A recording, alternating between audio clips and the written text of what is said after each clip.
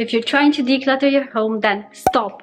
You need to watch this video. Sometimes we start decluttering our homes, we try our best, but it's just not happening the way we think it is. It's a lot harder than it should be, and we keep getting stuck in the decluttering process. Here are 7 decluttering mistakes that you're probably making. Oh, and I'm saving the best tip for last. Declutter mistake number 1. You keep putting it off for that big weekend of decluttering. That's gonna happen someday. This is something I used to do, and it's something I actually learned from Marie Kondo. You know how she says you need to pull everything out, do this massive declutter so you can see everything that you have.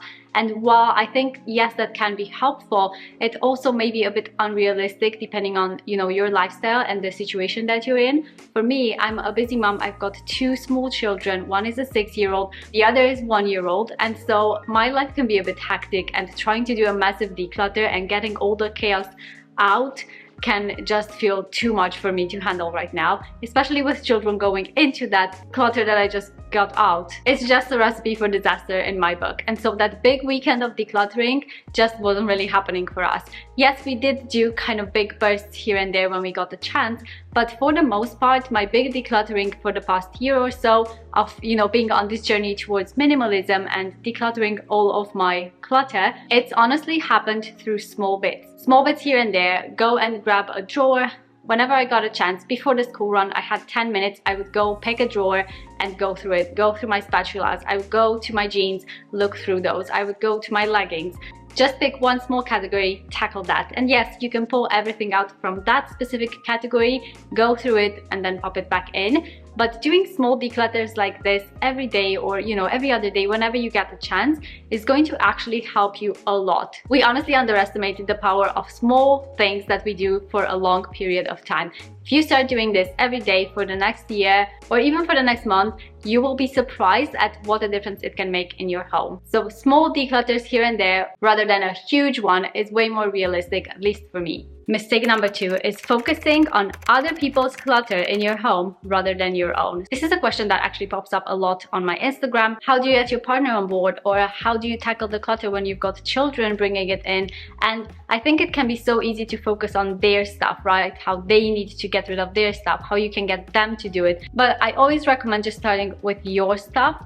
Or if you've got a partner that's a bit reluctant, just start with things that maybe they don't care about. So for me, for example, I started with my own clothing, which I had so much of, honestly, probably embarrassing amounts, and kitchen stuff, things that they don't really care about, right? My partner didn't really care about my clothes. And I didn't really make him declutter his own stuff. He didn't really have as much as I did anyway, but what I just did was simply sharing with him what I'm doing. Hey, I'm just getting rid of this stuff. Just share with them why you're doing this, how it's making you feel, making you spend less time cleaning and tidying and worrying about the stuff around your house, and how it can give you more time back to, enjoy that time together, or enjoy it as a family, or just be less stressed in general. And yeah, I didn't really force any of it on my partner. I didn't make him be a minimalist. But as I was sharing this process with him, he actually started going through his stuff on his own. So definitely start with your own stuff, focus on your things. It can be so easy to blame the other people in the household, right? I used to think, well, I have children, I'm just gonna have a lot of stuff.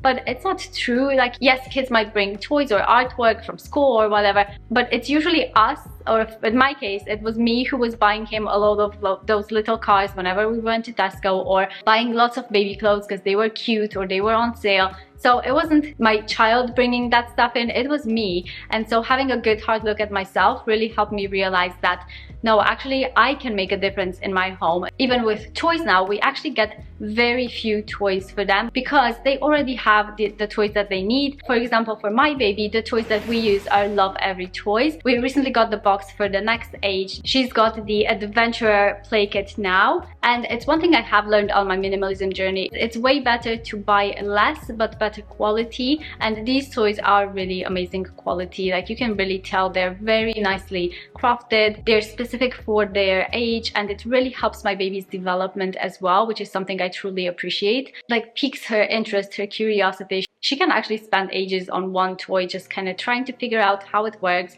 It's amazing to see their problem-solving skills developing. So yes, we love our Love-Every toys. They will be linked in the description box if you are interested. But even when we do get new toys, I always try to go back to the old ones that we have, figure out which ones they're not really playing with anymore or they've kind of outgrown, and then pass those to somebody else. Decluttering mistake number 3: when you notice clutter inside your wardrobe, you leave it there. I used to do that too, but here's what I do now. When I notice a piece of clothing I don't really like anymore, or I don't fit into anymore, something my child has outgrown, I just take it out and put it in an outbox. An outbox is simply a box, a basket, whatever it might be for you. And I keep mine in the understairs cupboard.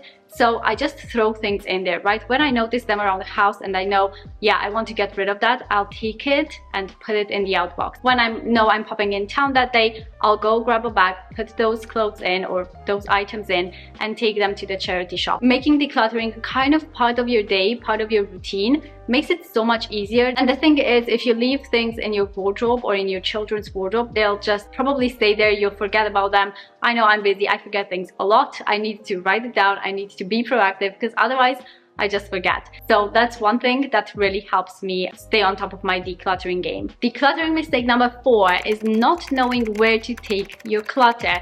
You need to have a plan for your decluttering. And don't worry, I know it seems so overwhelming at first, because you've decluttered all of this stuff and now you're like, oh, well, what do I do with it? Because obviously you don't want to just trash it. That's very wasteful. But there are loads of places that can take your clutter. They can either recycle or sell, or do things with it. And I think having a system and a place where you can take all of these things can really help you declutter, because the easier you can make the process, then the more likely you are to actually stick with it and to actually do it. And so I highly encourage you to just go on Google, type in recycle this item, or where can I donate this item. You will likely have in your local area lots of places where you can take this. I'll give you some examples of places that I use a lot for my clutter. In the past year, as I've decluttered a lot of the items in our home, these are a few of the places where I took my clutter. So one of them is charity shop. I also sold some stuff on Vinted or eBay. I have a separate video on how to sell your clutter. Old cables and tech things, stuff like that, you can take to Curry's, PC World, and I think a lot of these like tech electronic stores do take those items back for recycling as well. If you've got clothes, old bedding, old towels that can't really be,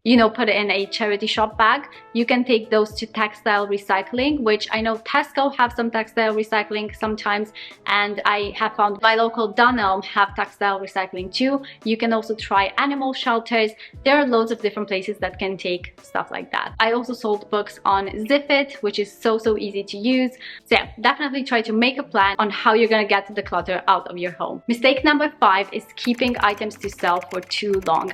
These days, when I put something on Vinted or eBay, depending on the item's value or how big it is, I might keep it a bit longer, but generally I keep it for 2 weeks-ish.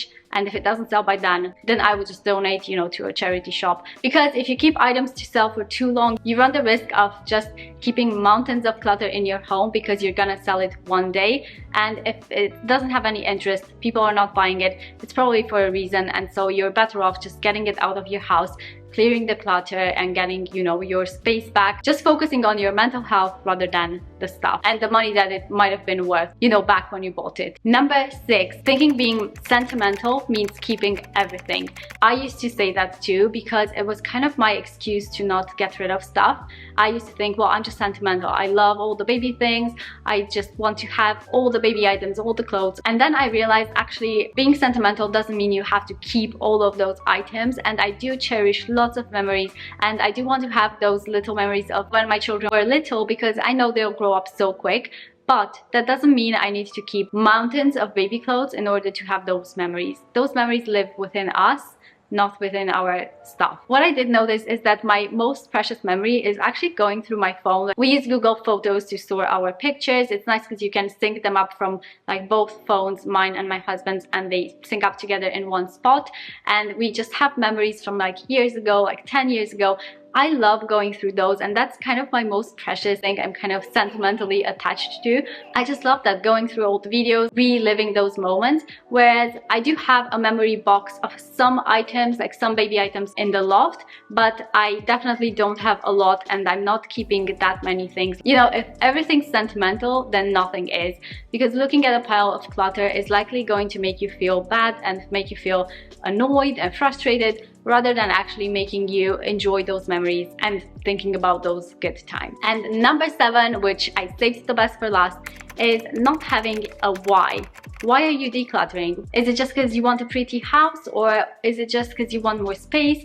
Is it because clutter is really affecting your relationship, whether it's with your spouse, your partner, your children? Is it because you want to spend less time, you know, cleaning the house and tidying all of this mess? Is it because you want to have more time for things that matter to you, like your hobbies, or, you know, reading or watching your favorite TV show, rather than looking around your house and feeling overwhelmed and stressed? Having a specific why as to why you're decluttering and why you're doing this is going to help keep you motivated so that you can actually get this done. That's probably one of my biggest tips for you, is knowing your why. Let me know what other decluttering mistakes you would add to this list, or let me know if you can relate to any of these. I know I've done all of these myself, which is why I'm making this video, to share my experience with you. But I hope this was helpful, and I will see you in my next one. Bye guys!